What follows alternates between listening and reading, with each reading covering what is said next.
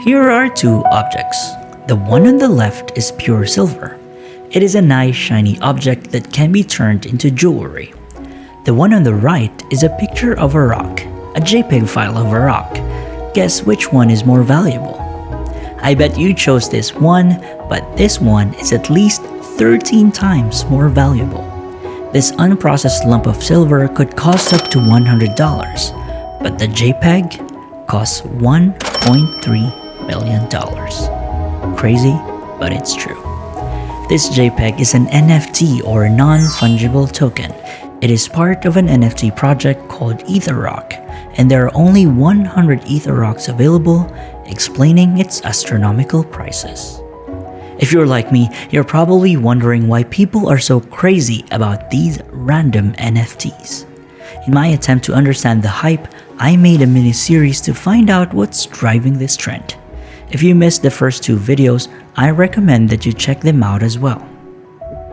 So far, we've learned that the craziness about NFTs is driven by the shift to digital and social symbols. Now, we talk about NFTs as stores of value. Picture this. In the US, if you had $1,000 in 1950, you would be able to buy a Volkswagen Beetle. But fast forward to 2021, that same amount of money won't be enough to pay for a year's worth of car insurance. And this is called inflation. Money loses its value over time, and people have always been looking for stores of value to fight inflation and make sure that wealth is preserved.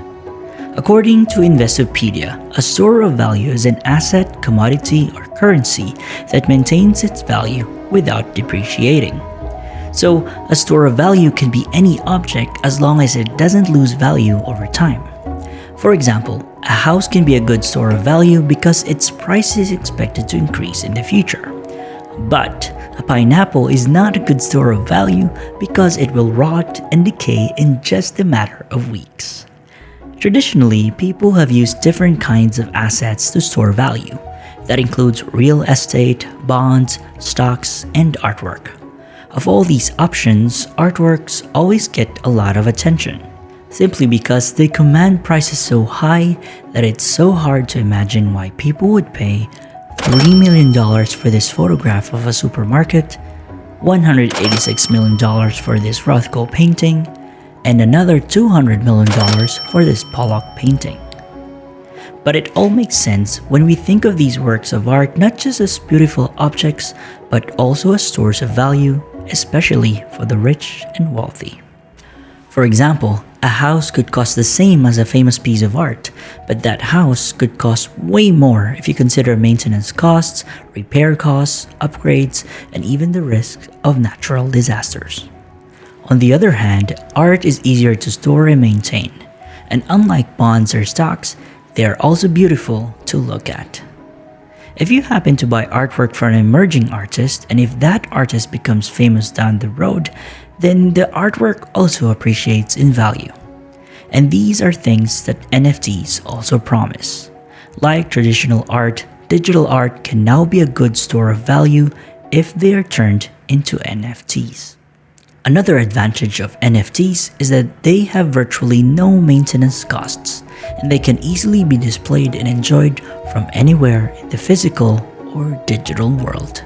So if you see NFTs costing millions of dollars, think of it beyond the art itself.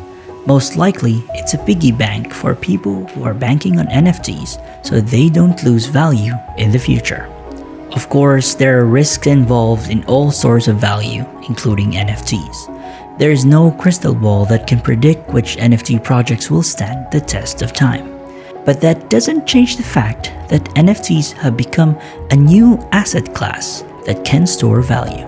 NFTs reveal so much more about our times and our inner instincts, the shift to digital, our need to assert our status using symbols, and our desire to protect our future using stores of value.